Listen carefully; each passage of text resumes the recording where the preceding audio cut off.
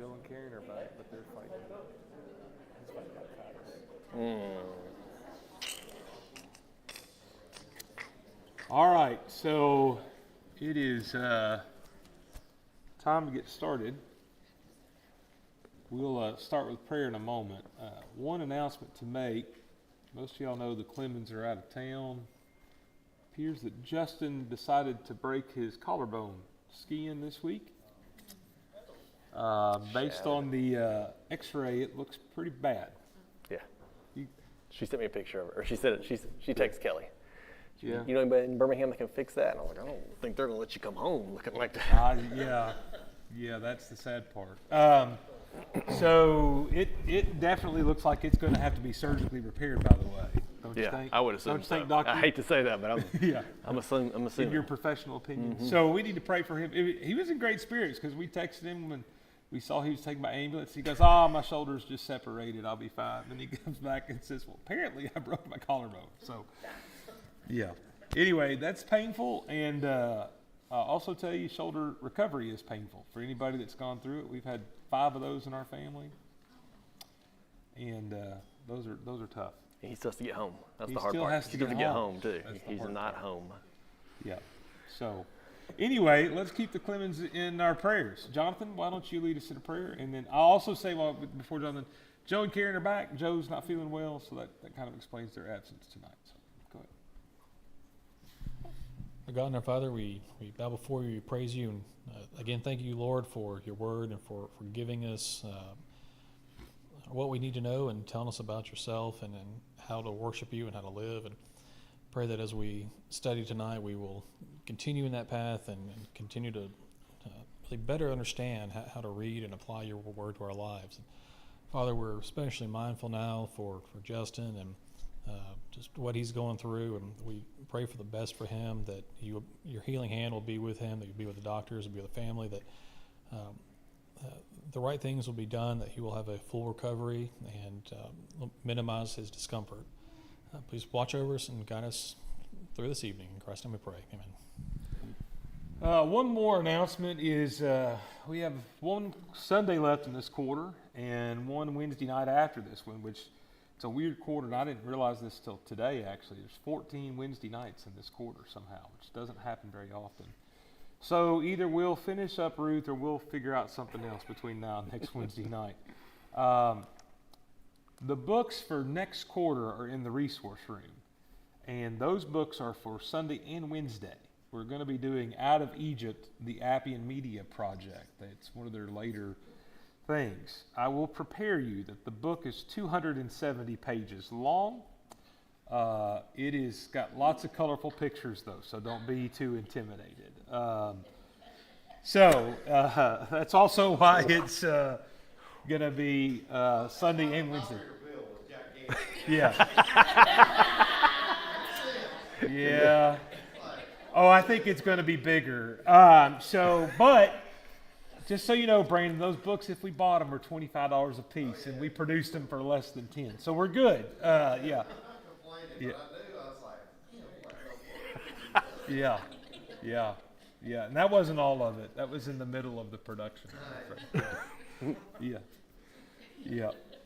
So anyway, there you go. That's a big book. It's a big old book. And thanks to Terry and Lane for putting those together, because I just print them and they take them home. Oh, cool.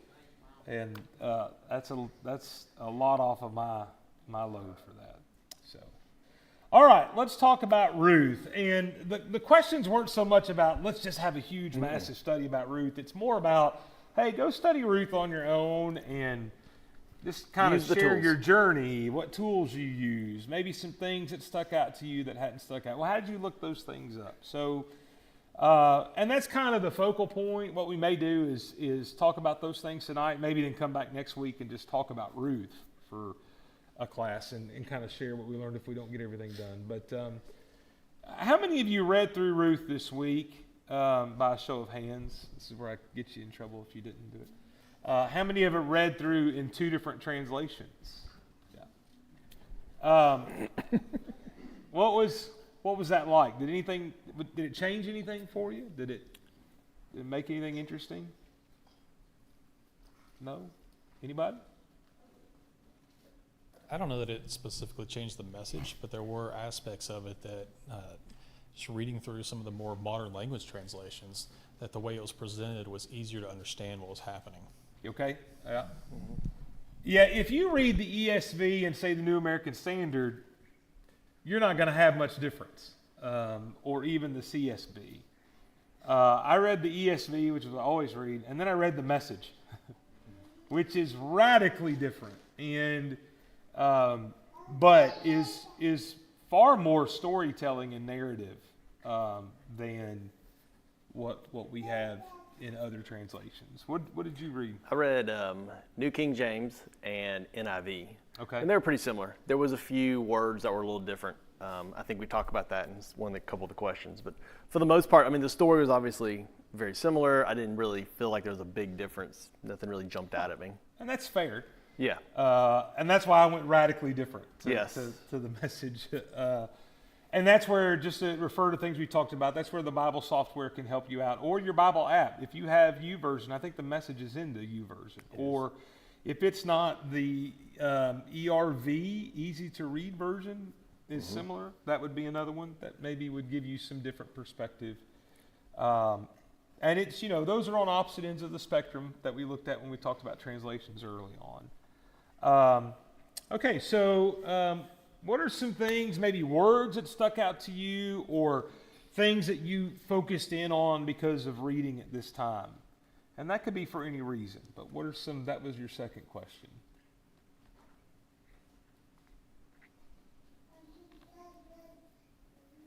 Anybody? So talking about Boaz, so the NIV referred to him as the guardian redeemer. Yep. The New King James used the word close relative. I looked in the NIV, it actually used the word just, I think, relative or kin. Briefly kind of looked at some commentary, and I don't know a whole lot about Ruth. I'm not an expert in that book, but a lot of the commentary tried to make some link between Boaz and Jesus, and we're talking about the Redeemer, and I don't know if that's accurate. I'm not saying that is, but they're pulling from that word guardian redeemer in the NIV. Like I said, the New King James just used the word close relative. So okay. Yep. Redeemer, I think, in some form occurs in chapters 3 and 4 21 times. So that word should stick out to you. That's one that, and it's interesting because there's two closely related concepts here. One of the ideas it's not necessarily a word, but the Levirate marriage. Does everybody know what we're talking about when we say Levirate marriage? That's where when in the case of Ruth, her husband dies and Naomi doesn't have another child to provide an heir for her. And so that pops up in the first chapter. The idea of a guardian redeemer is a little different. It still is an obligation from a familiar perspective. But where that comes up the most is again in chapter 3 and 4. But we kind of have this idea of what Boaz wants to do. And we should see a lot of connections between Boaz and Ruth. What makes the story of Ruth particularly maybe interesting that sticks out in your mind? Anything? The Moabites were looked down on so much. Right. Yeah, and the relationship between Israel and Moab is really, really bad. This is during the period of the Judges, and if you go back to Numbers 25, the Moabites used their Moabite women to seduce the Israelites at one point. And so you have a lot of major history here from that standpoint. So the fact that in the beginning of this story, Elimelech and Naomi go to Moab is not a good thing.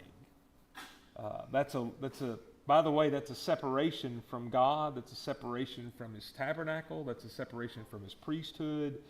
And we're not exactly told. We are told it's because of the famine they go. Right. And so they, rather than trust in God, they make the poor decision we see Israel make a lot, which is they go to a foreign adversary essentially, and they make a bond with somebody else.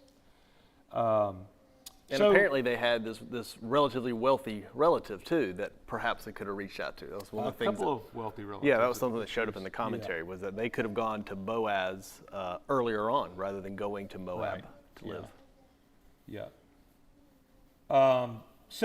And what's interesting is Ruth ends up as a Moabite being part of the lineage of Jesus.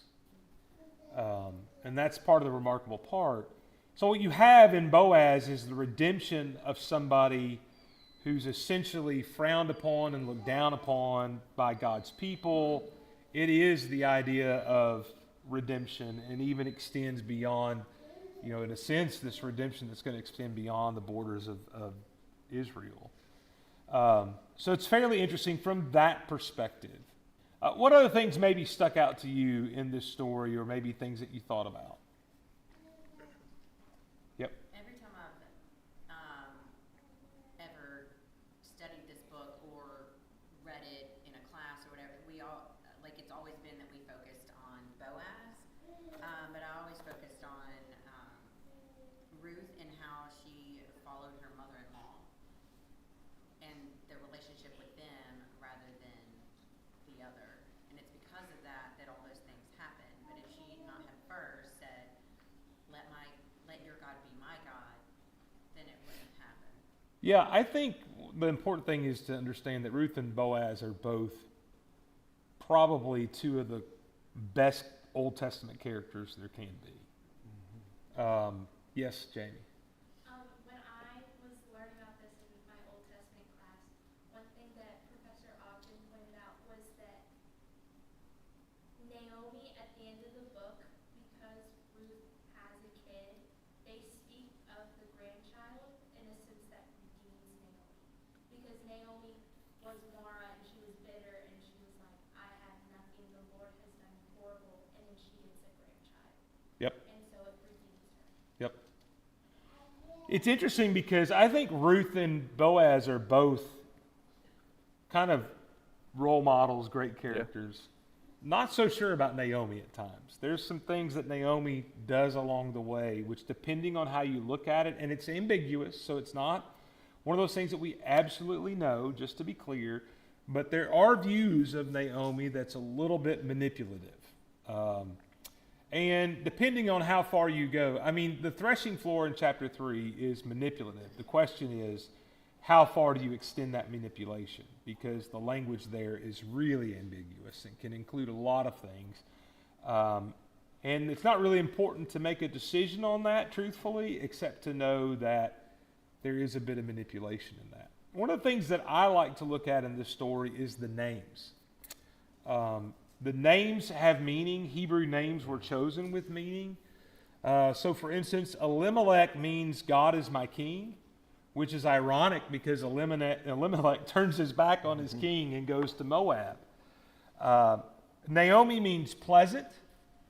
And so there's an intended contrast that when she goes to Moab, she is pleasant. But after she gets to Moab and her husband and her sons die, then she becomes Mara, which is bitter.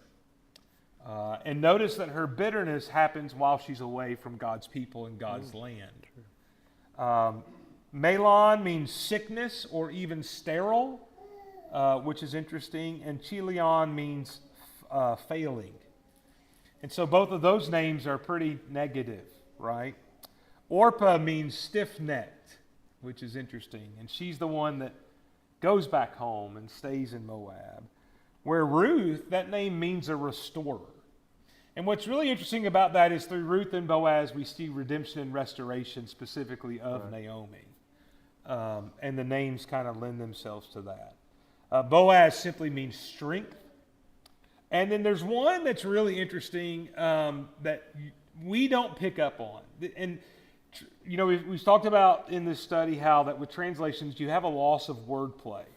Well, and I'm not going to even attempt to try to pronounce this, but in Matthew 4 in verse 1, when Boaz says, turn aside, friend, and sit down here, the Hebrew is a rhyming wordplay here for friend that basically would be like us calling somebody a Joe Schmo.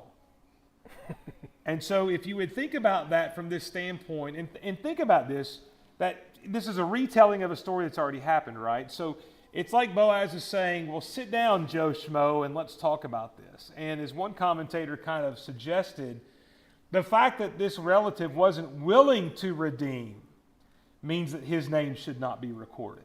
And that's why it's this kind of Joe Schmo ambiguous idea and no identity. And so those are some interesting things sometimes in these stories that we lose because we lose on translation. Just say there were some that said that was intentional. That he said calling him out, trying to humiliate him because this near relative had not done what he should. Yeah, so he's trying I think to so. feel In the bad. retelling of the story, because this is a retelling, right?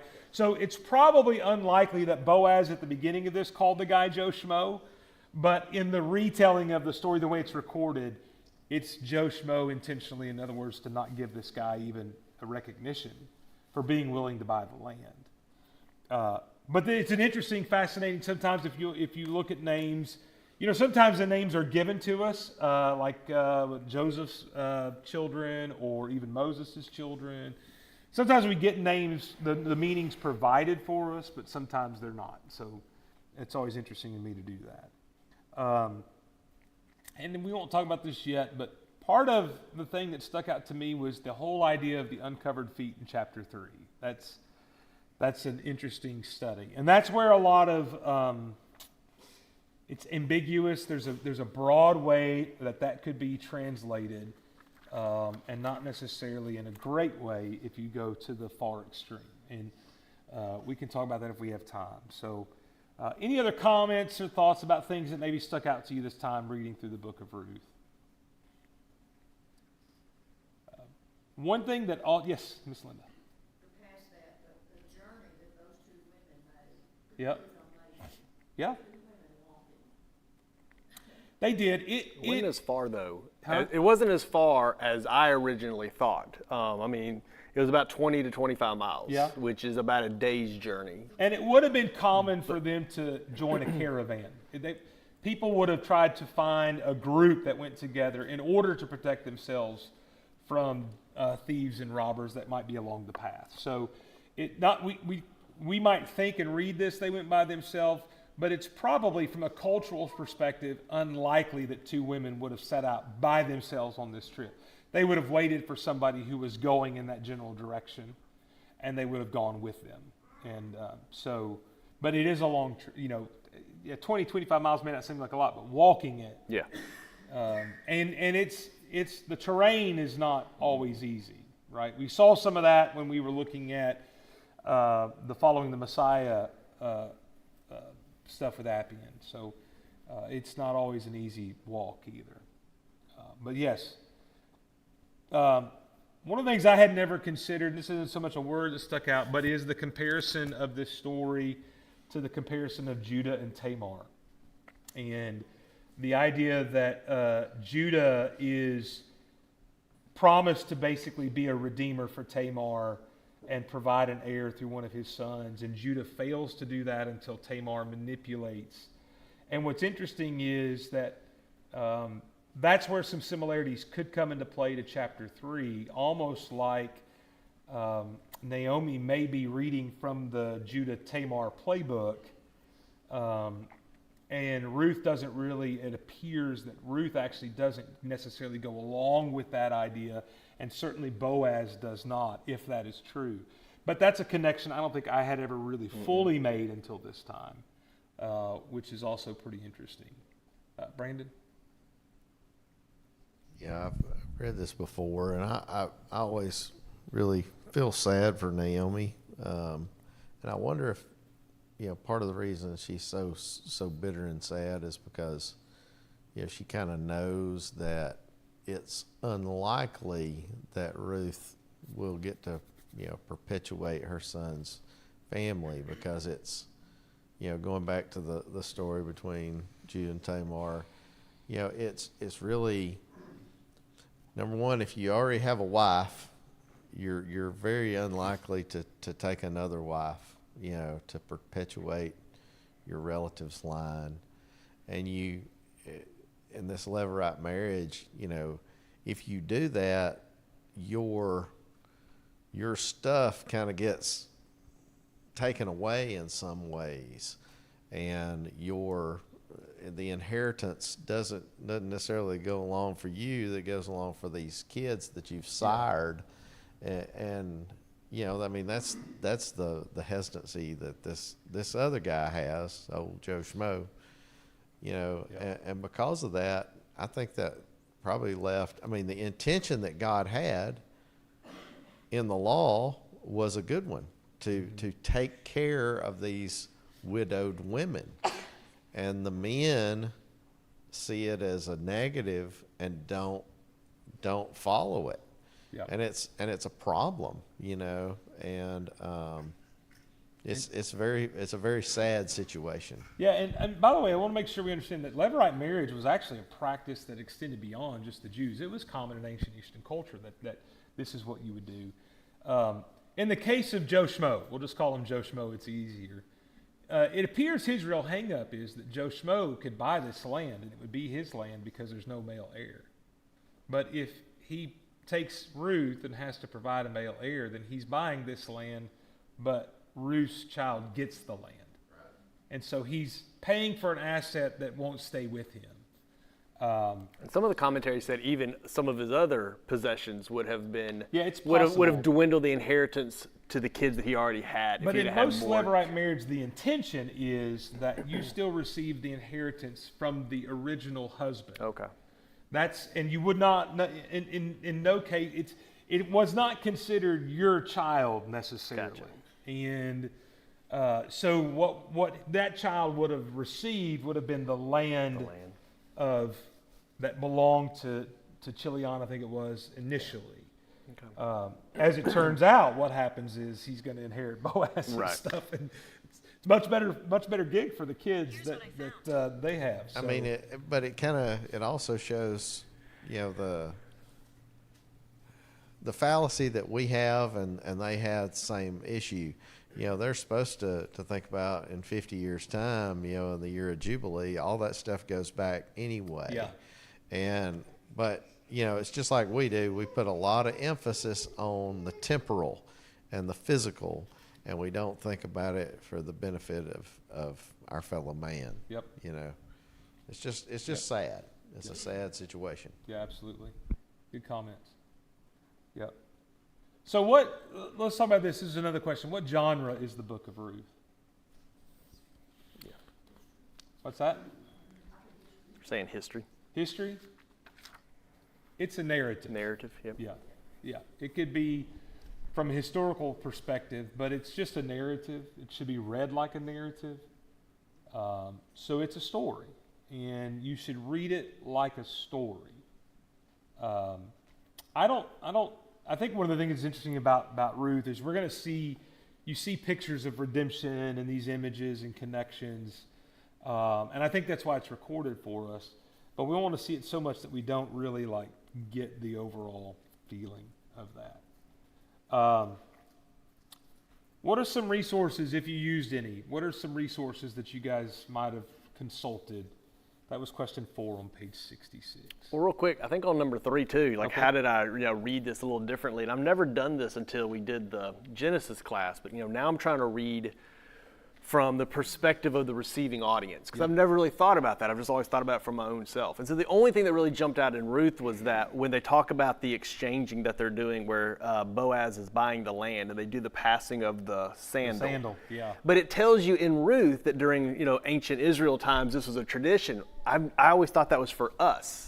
I've never been I'm just so self-centered that I thought they were explaining that to us. And all of a sudden I'm like, because wait a second. In 2,000 years, yes, Jared was going to need to know that, right? Until now all of a sudden I'm like, wait a second, that's not for us. So by the time this book was written, that practice had obviously stopped. And so it just kind of opened my eyes that even the Israelites had forgotten this Jewish tradition, and it wasn't for me necessarily to know that. But I don't know, I thought that jumped out at me as something I've never thought of before. Yep.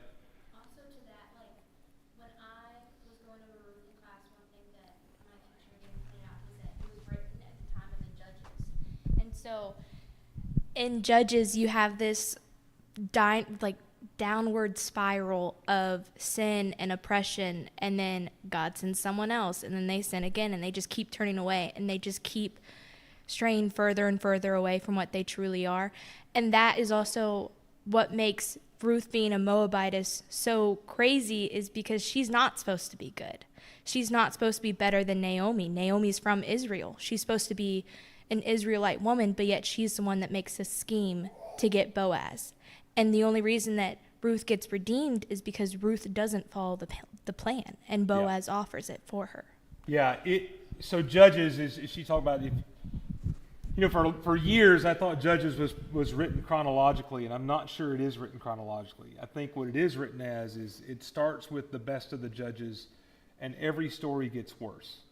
And if you think about it, Jephthah and Samson are at the end of the book, and it's building up to have this basically the end of this book, which is in those days there's no king in Israel, and making the point that they've all just lived like there's no law, there's no rule. And so in that period, this is something that does stick out, is that Naomi is reflective of Israel in the sense that her and Elimelech go away from God, just like all of Israel. That's why they have this spiraling, immorality.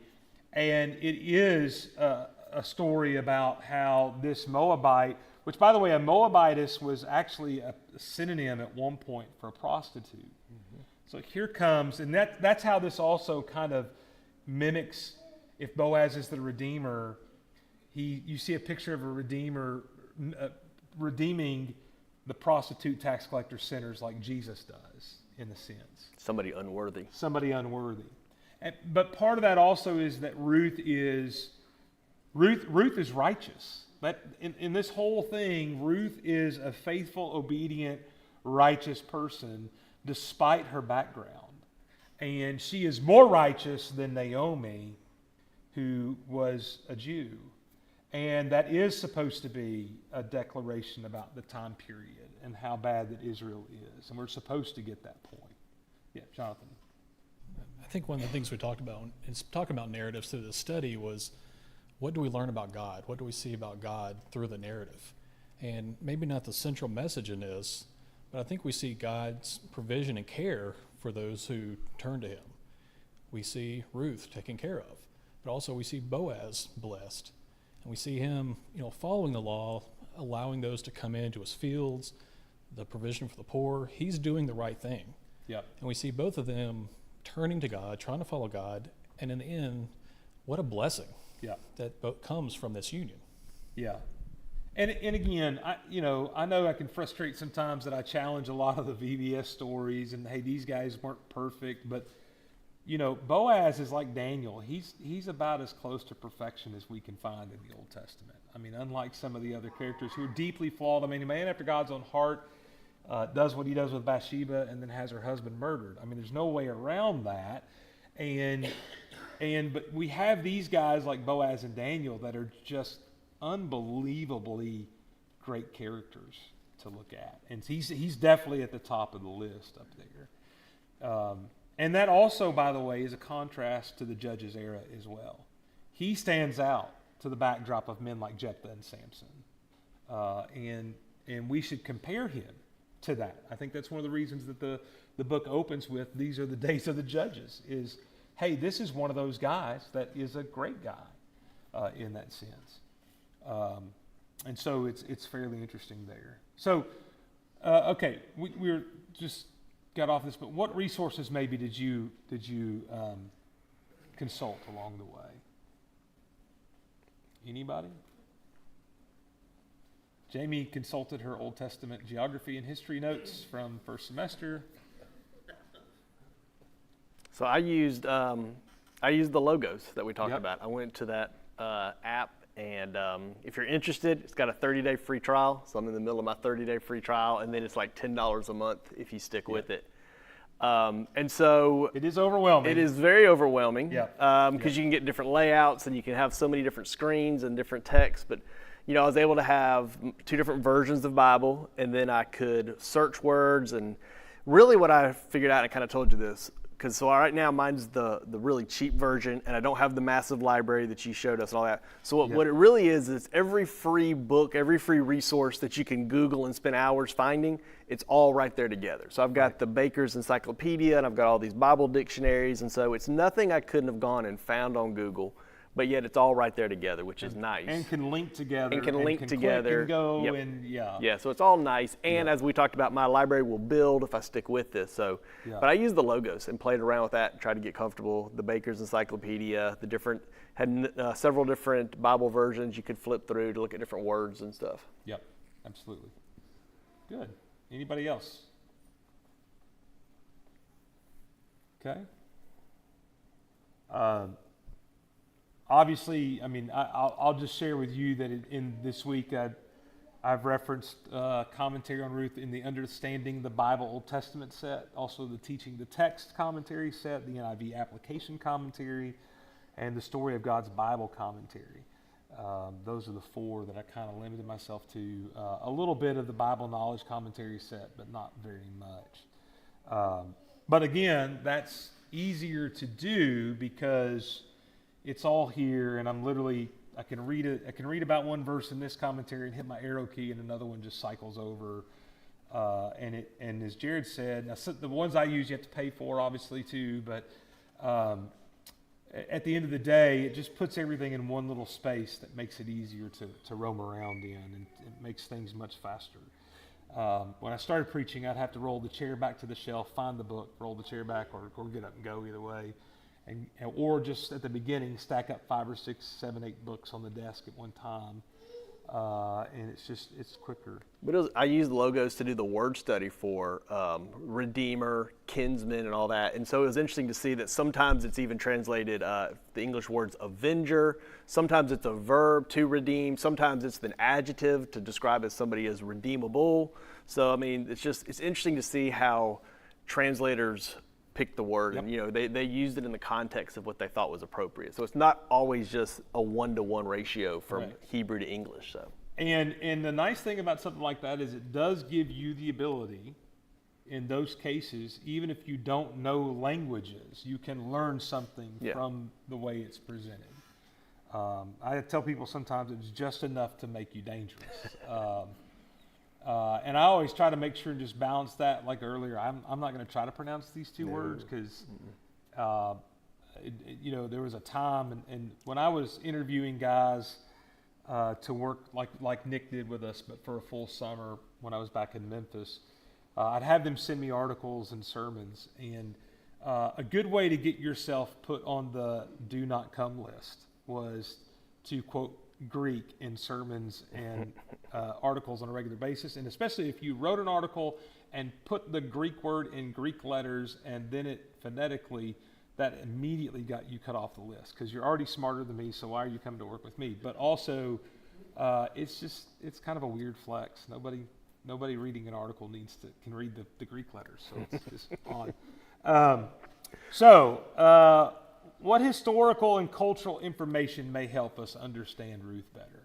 This was a little bit of a harder question, but a couple of these things have already been mentioned. Talked about. One of the ones we haven't talked about, we briefly, I think Brandon mentioned it, but that social rule, I guess it's a social rule, of allowing the poor to glean from your fields. Yep. And so that's what these women were doing. They were grazing, kind of getting on the outside edge of Boaz's fields, and then got taken in by Boaz. But that's what they're initially doing.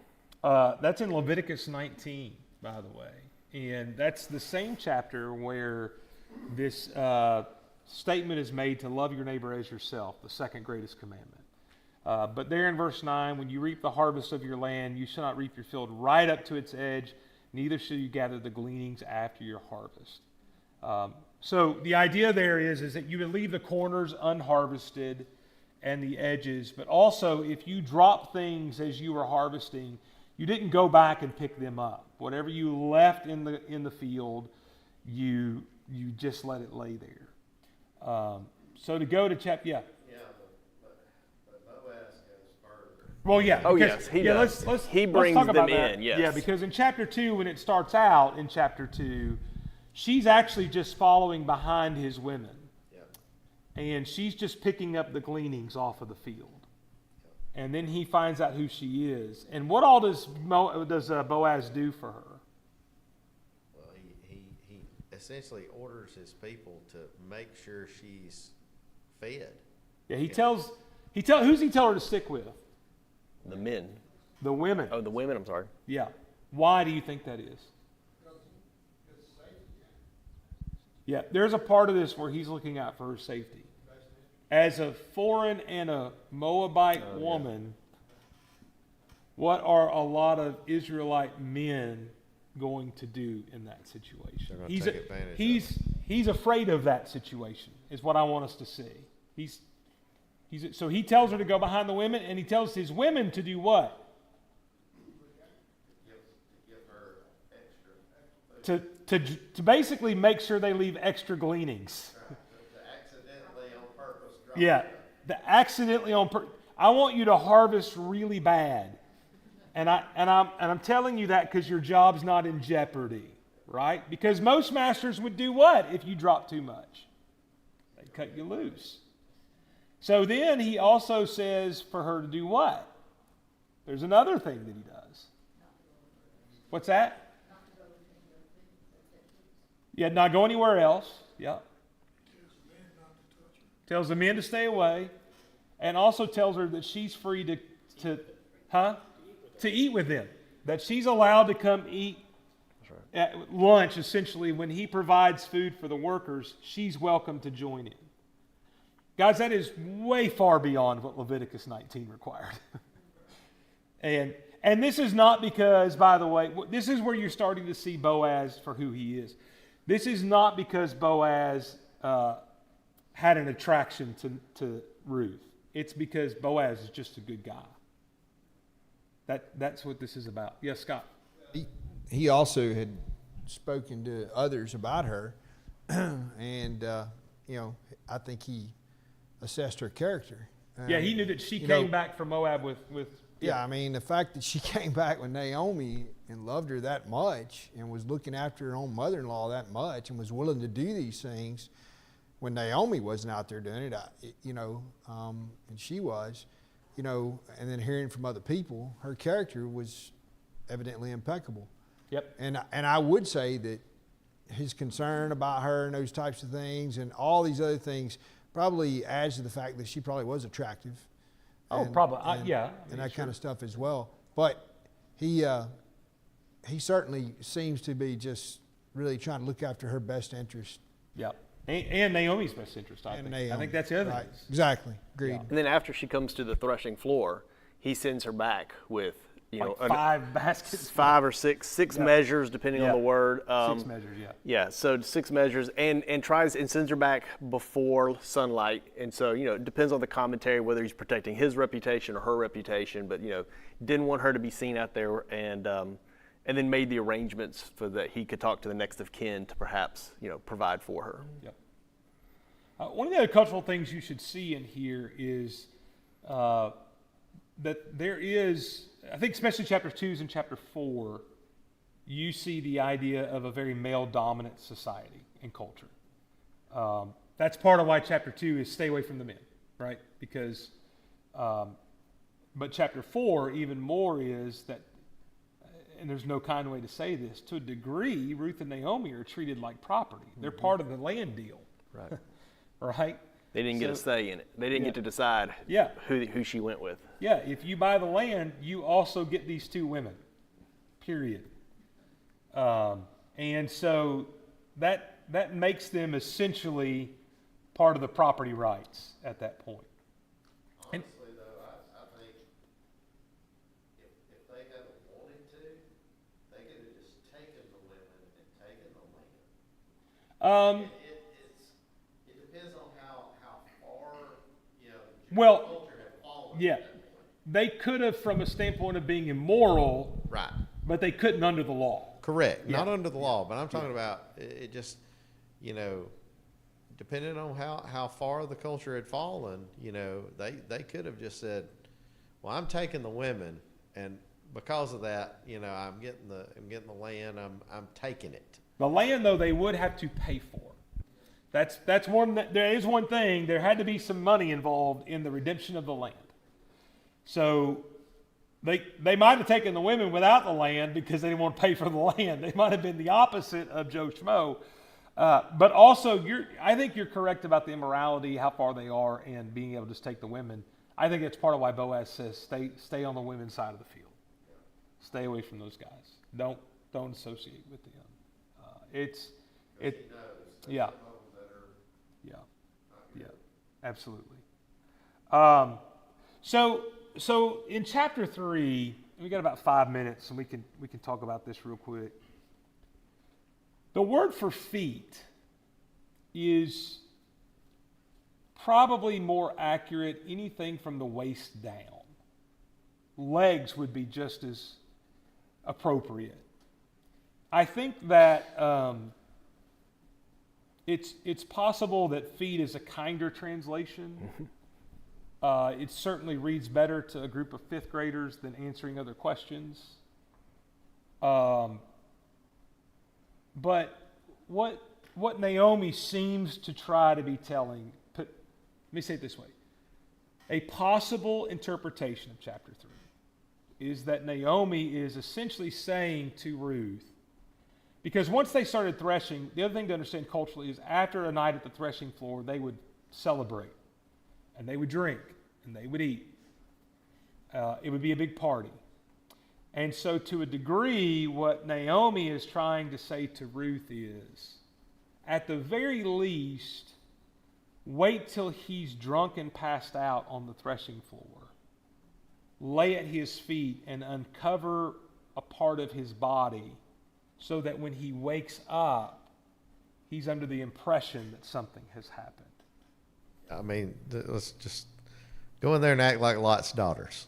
Correct. I mean, let's just say it like that. There is an element, and here's, I think, the hard part is, and I think the kind of puritanical way to look at this is like she's uncovering his feet to like anoint them, and that's not what's going on here. I think that's probably too clean of a story. You could go further and say that Naomi is trying to say to her to act like a Moabitess. I'm not there, but I do believe that there is this intent to at least create the atmosphere that something inappropriate has happened. Here's the problem. Go back to Boaz being righteous. He doesn't get drunk. He's awake and he is aware. And so when she goes in there and she lays down at his feet, he is conscious. And I don't think also that Ruth planned to necessarily go through with all of that. But that's when then Boaz, and again, this is where you have the righteous Redeemer hero, where Boaz is, go home. In the morning, you're going to go home. You're going to take all of this with you. I will get this worked out because I want to redeem you, but there's a Redeemer who's closer than me. Okay? And that's why again, just so you understand, that's why Ruth stands out as a Moabite being more morally pure than Naomi, her Jewish mother-in-law, who is at least in some way trying to manipulate the circumstances. And the commentaries all over the place on that. I didn't Correct. know that, when you're in the logos and you pick different commentaries, some of them are very puritanical, like you said, and then some of them are not so good. And those are usually 250 years old, and they're free. They were the free ones. Yep. No doubt. And again, some of them will just say, and this is kind of where I'm at, it's ambiguous enough to say we don't know, because some go so far as to say that this word in this context means essentially the groin area, that she was supposed to uncover that. I appreciate the commentators that like it could be anything under the waist, and it's so ambiguous, somewhat intentionally, that we don't know, because it doesn't matter to the story, because Boaz is awake. Boaz doesn't get drunk. Boaz is the person who says and sets up what's going to happen in chapter 4. And again, what you have in Ruth and Boaz is a level of righteousness that's just not commonly seen. So then when chapter 4 comes along, he does everything by the law. He goes to the gate. He gets a counsel, or he gets enough witnesses of what goes on that there can be no challenge if this Joe Schmo tries to come back after him. And he intentionally makes sure. And I think, by the way, I don't think this is manipulation. It's what should have happened, but Boaz is a little bit cunning in how he does this. Hey, here's some land. Who'd like to buy this land? Oh, I'll buy the land. Okay, you get the mother-in-law and this daughter-in-law with no heir and no men that go along with it. I can't do that. Right. Yeah. I can't do that. So Boaz has some wisdom in how he presents this. And so that's part of what goes on here. The sandal thing is fairly interesting. Sandals were really valuable because that's what you used to walk, but you would remove a sandal when you refused to marry a widowed sister-in-law as part of the Levirate marriage. That was a required thing. They were used, by the way, the other thing is removing sandals was also used to finalize land claims and land acquisition.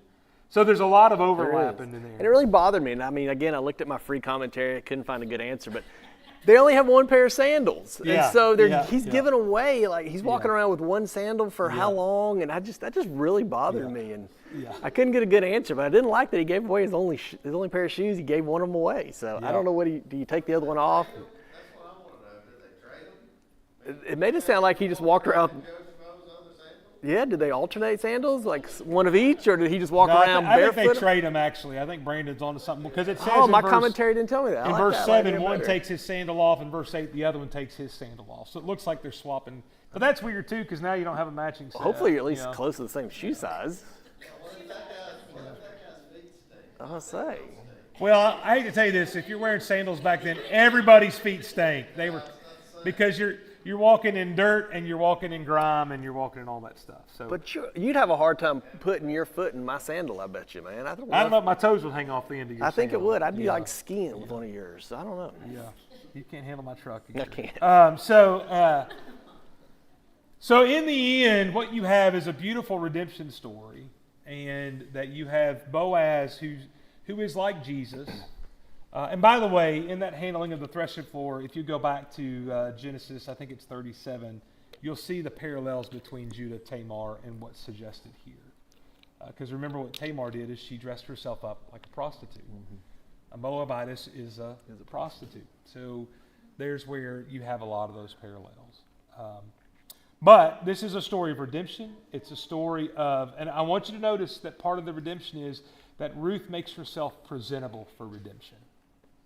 Right? She goes to Boaz, but she makes herself presentable in the way that Boaz wants to redeem her. That's his desire. And then ultimately, they're both listed in the lineage of Jesus. And he wants to redeem her because she's righteous, not Yep. because she's a prostitute. Not Yeah, or because she's good looking, Right. But because of her character, Right. that he has seen what she is. Ruth's probably one of the greatest love stories. There's the love story of Ruth to Naomi, and that is beautiful. And like Lisa talked about, I think that's great. But there's also a beautiful story of love and redemption from Boaz to Ruth as well, and what he offers. All right, so we're out of time. We'll figure out. I'll huddle with the elders. I don't know. We'll see what we're going to do next week. But for now, that wraps up this quarter. We're appreciative of that. And I hope you guys have gained something along the way, and appreciative of Jared for teaching all the time. That was great. Yeah.